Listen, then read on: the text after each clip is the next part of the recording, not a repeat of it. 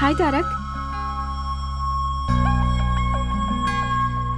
Hey Tarak, Tarak listen. Tarak listen to me please. Tarak listen to me. इतने दिनों तक कहाँ चली गई थी तुम? ये कितना टेंशन में था और अब तुझे क्या हो गया है? जरा भी कॉमन सेंस नहीं है क्या इसमें? कोई इसका इंतजार कर रहा है, कम से कम बाय बोल के तो चली जाती। वही तो बताने आई हूँ। ये लो वेडिंग कार्ड। अरे अरे अरे, तुम इसे क्यों मार रहे हो? क्यों मार रहे हो मुझे? इतने दिनों से प्यार प्यार करके परेशान करती रही और अब शादी का कार्ड दोगी तो और क्या करूंगा? ये कार्ड किसका है देखा तुमने?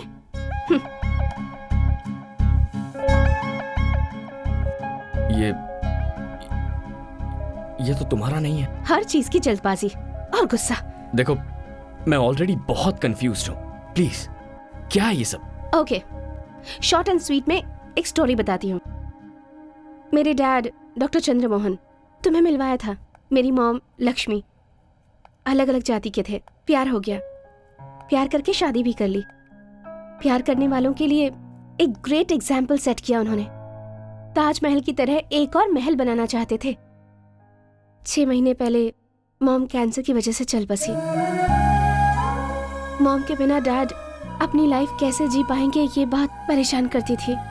मगर 2 हफ्ते पहले डैड ने आकर मुझसे कहा, आई एम फीलिंग लोनली, तुम भी जल्दी ही तारक से शादी करके चली जाओगी। इसलिए तुम्हारी मॉम की close friend Sharda, she is also a widow, तुम उसे जानती हो। मैंने डिसाइड कर लिया है कि मैं उससे शादी करूंगा। वैसे out of site is out of mind, ये सच मुझे पता था, पर प्यार को भूलना भी आसान नहीं होता। लेकिन मॉम के साथ 25 साल गुजारने के बाद भी डैड इतनी आसानी से भूल गए, वो भी किसी और के लिए। मुझे तो यकीन ही नहीं होता तारक। हर कोई तुम्हारे पिता जैसा नहीं होता मीरा। ये सब मुझे नहीं पता। जो दिखता है, जो आप एक्सपीरियंस करते हैं, बस वही सच है। Stop it Meera. अब तुम क्या करना चाहती हो? मरते दम तक मैं तुमसे प्यार करता रहूंगा। I love you forever. ये सब कुछ झूठ है। उस दिन जब तुम मुझसे मिली थी तो प्यार और दिल ऐसी बड़ी बड़ी बातें कर रही थी। उस दिन वो सही था और आज ये सही है। ये प्यार, भरोसा, इसकी क्या गारंटी? मेरा इन सब पर से भरोसा उठ गया है। तुम जैसे हो वैसे ही रहो। मैं तुम्हें डिस्टर्ब नहीं करूंगी। चलती हूँ, बाय। क्या खेल खेल रही हो मेरे साथ?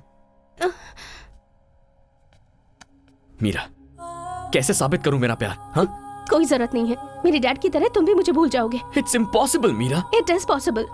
सरला जी, आप तो इसे समझाइए ना। मेरी बात सुनो हमारे बेटी। मामले में किसी की दखलंदाजी नहीं होनी चाहिए। मेरी जिद के बारे में तुम मुझसे अच्छी तरह से जानते हो। एक बार जो मैंने डिसाइड कर लिया तो बस। ठीक है, अगर मुझे तुम्हें अपने प्यार का भरोसा दिलाना है तो मुझे क्या करना होगा? तुम थोड़े दिनों के लिए मुझसे दूर रहो। कितने दिनों तक? 10 दिन, 20 दिन, 30 दिनों तक? 60 डेज, जस्ट 60 डेज तुम्हें मुझसे दूर रहना है। तुम्हारा मोबाइल दो।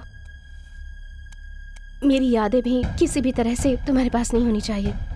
हमारे प्यार के बारे में किसी को नहीं बताना, तुम्हें मेरी कसम। लेकिन क्यों? वरना कोई भी समझदार लड़की तुम्हारे करीब नहीं आएगी।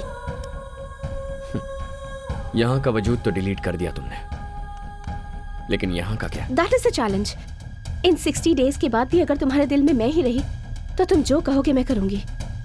पर ऐसा नहीं होगा, मैं जानती हूँ। वो कैसे? तुम जिसे भी चाहो उसे भूल सकते हो तारक। तुम्हें अपनी जान समझने वाले अपने दादाजी को भूलकर तुम 22 सालों से यहाँ जी रहे हो ना। मुझसे मिले तो तुम्हें 1 ही महीना हुआ है, मुझे कैसे नहीं भूलोगे? Very funny.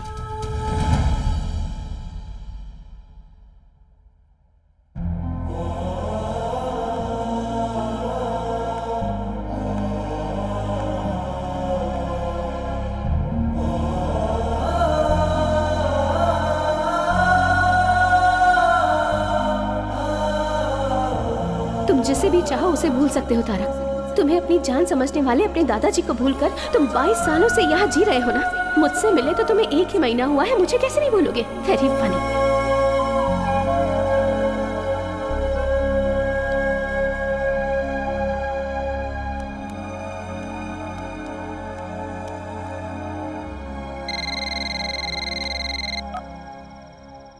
हेलो दादाजी, मैं पहचान गया बेटा, तूने फोन किया, मुझे यकीन नहीं हो रहा है। क्या बात है, तुझे कोई परेशानी तो नहीं है ना? कुछ नहीं दादाजी, मैं आपसे मिलने आ रहा हूँ। क्या बेटा, तू मुझसे मिलने आ रहा है? मिलने आ रहा है तू मेरे पास आ रहा है। मेरा तारक मुझसे मिलने आ रहा है। हे भगवान, तेरी जय हो।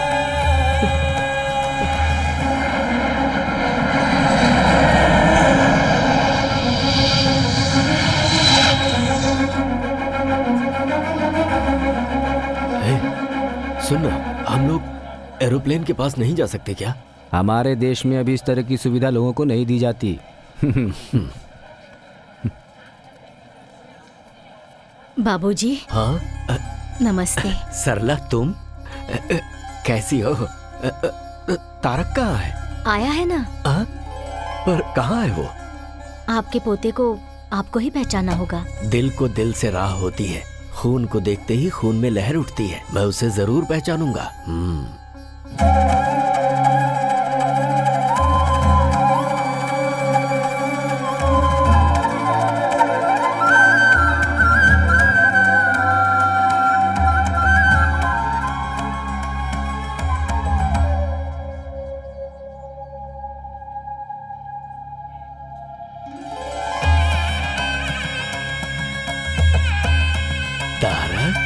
हाँ दादाजी।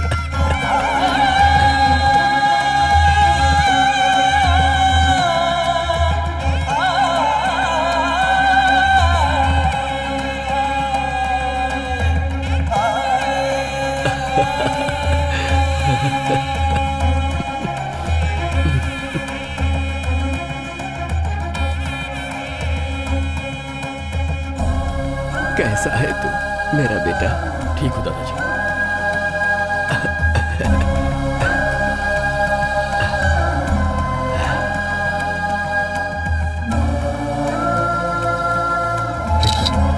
दादाजी जरा एक मिनट,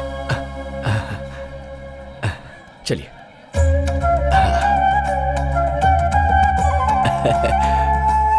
मेरा पोता तारक।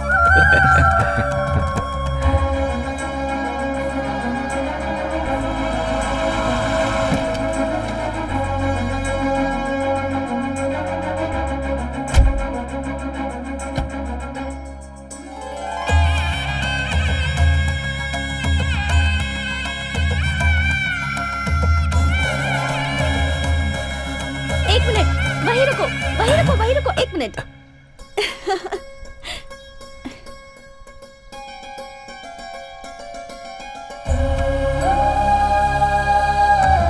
बाहर वालों की नजर, घर वालों की नजर, किसी की भी नजर ना लगे। हमारे घर आने वाले हर मेहमान की आरती उतारना हमारी संस्कृति है।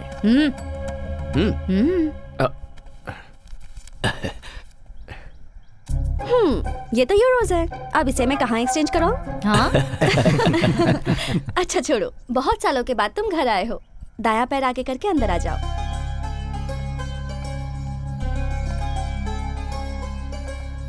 ये दादाजी वहाँ देखो। हाँ? अरे अभी तो ये तस्वीर तारक के साथ एयरपोर्ट पर ली थी, इतनी जल्दी लग भी गई। कैसी लगी? अरे दादाजी टेक्नोलॉजी। वो तुम्हारी बचपन की तस्वीर है तारक। तुम्हें देखने की खुशी में मैं इनका परिचय करवाना भूल गया। रविंद्र, एक बेटे की तरह इसने मेरे जितने भी बिजनेस है उन्हें संभाला है और परिवार की जिम्मेदारी उठाई है। Welcome home. Hello sir. ये अपने रिश्ते में ही है। इससे तुम्हारे पापा की शादी। लक्ष्मी इसी घर में रहती है। नमस्ते, मैं 1 मिनट में आई। कंटिन्यूइंग, ये नागेंद्र हैं, रविंद्र अंकल के छोटे भाई। और ये है इनकी बीवी, किचन क्वीन, साक्षात अन्नपूर्णा देवी हैं ये। नमस्ते। खाना बनाना कोई बहुत बड़ा रॉकेट साइंस नहीं है। ऐसा कुछ नहीं है। कुछ डाले बिना चटपटा खाना बनाना तो सिर्फ इनको आता है। इनका नाम है शरद, रविंद्र अंकल का बेटा। और ये जो है रविंद्र की प्यारी बीवी श्रुति।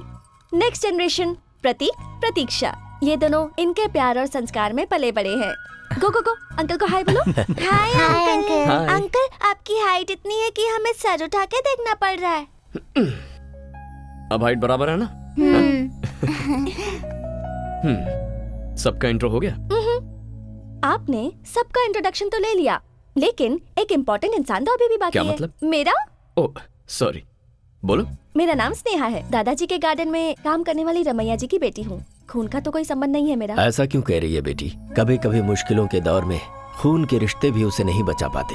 बाहर वालों के खून की जरूरत होती है, और तुम भी हमसे ही हो।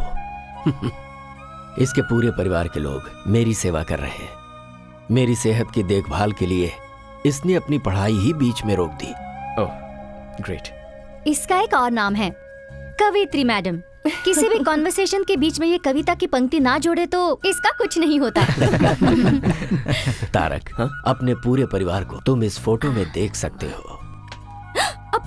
और एक जन है। हाँ?